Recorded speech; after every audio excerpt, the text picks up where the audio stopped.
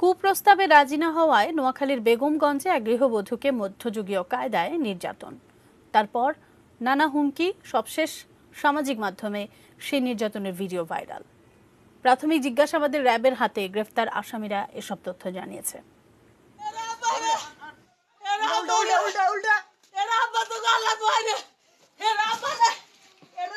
এমন আত্মচিৎকার করেও রেহাই পায়নি নোয়াখালীর নির্যাতিতা গৃহবধূ।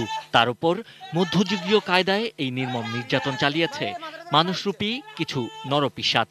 এ সময় তার স্বামীকে পাশেই বেঁধে রাখা হয়েছিল। ২ সেপ্টেম্বর এই বর্বরতা হলেও তা সামাজিক মাধ্যমে ছড়িয়ে দেয়া হয় ৩৩ দিন পর ৪ অক্টোবর। এরপরই এই ঘটনার প্রধান অভিযুক্ত বাদলকে কামরাঙ্গীরচর থেকে এবং বেগমগঞ্জের দেলোয়ার বাহিনীর প্রধান দেলোয়ারকে গ্রেপ্তার করে র্যাব।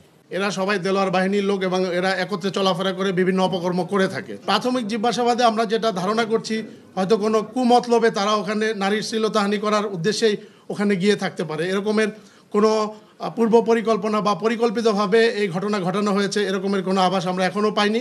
র্যাব জানায়, দীর্ঘ সময় স্বামীর সঙ্গে সম্পর্ক না থাকায় ছেলে ও ভাইয়ের সঙ্গেই থাকতেন ওই গৃহবধূ।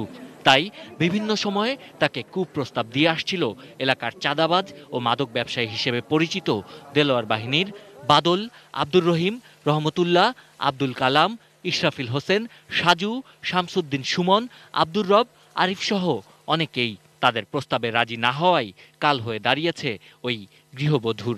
বিভিন্নভাবে হুমকি ধামকি দিত এবং তার প্রেক্ষিতে ঘটনার পরবর্তীতে তারা কেউ মুখ খোলার সাহস পায়নি, অনেকটা আত্মগোপন করেই ছিল। গ্রেপ্তারকৃত দেলোয়ার বাহিনীর কয়েকজন সদস্য ভুক্তভোগী গৃহবধূর গৃহে প্রবেশ করে এবং তাকে বিবস্ত্র করে বিভিন্নভাবে মধ্যযুগীয় কায়দায় শারীরিকভাবে নির্যাতন করার ভিডিও ধারণ করে এবং বিভিন্ন সামাজিক যোগাযোগ মাধ্যমে ভিডিও প্রকাশের ভয় দেখিয়ে পরবর্তীতে টাকা দাবি করে এবং কুপ্রস্তাব দেয়।